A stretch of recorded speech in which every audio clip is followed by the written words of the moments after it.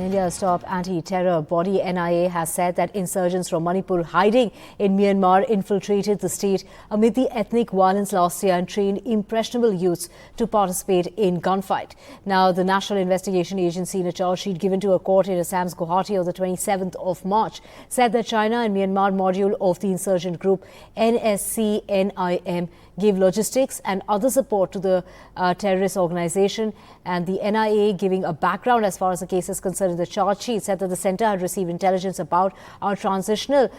This is a conspiracy hashed by the Myanmar-based leadership of the terror outfits. We have Ratnadeep joining us to get us more on this. Ratnadeep, take us through the latest.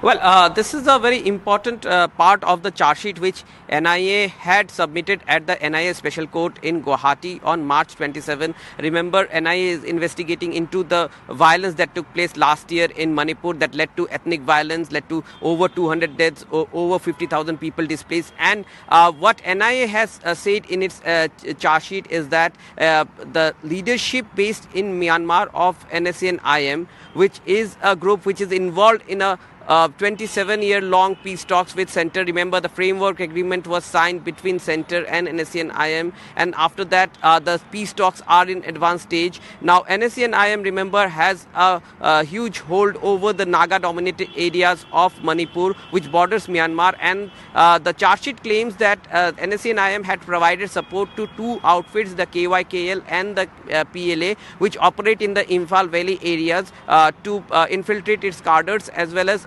try to use this situation to destabilize the overall security scenario in Manipur. However, NSCN-IM yesterday has sent out a press note to media claiming that this NIA, condemning this NIA charges, and NSCN-IM had counterclaimed that in the other side of the border, remember, on the other side of the border in Myanmar, there have been for months, there have been, this fight between the Myanmar army and the rebel groups. The NSCN-IM has claimed that the Indian forces have been helping the rebel groups in Myanmar, such as KNA and the PDF, in the Naga-dominated areas on the other side of the borders. Remember, these groups, the Nagas and the Kukis, live on both sides of the border. However, we have to see whether this charge sheet has any impact on the ongoing peace talks between the NSCN-IM and the Indian government, which is in an advanced stage.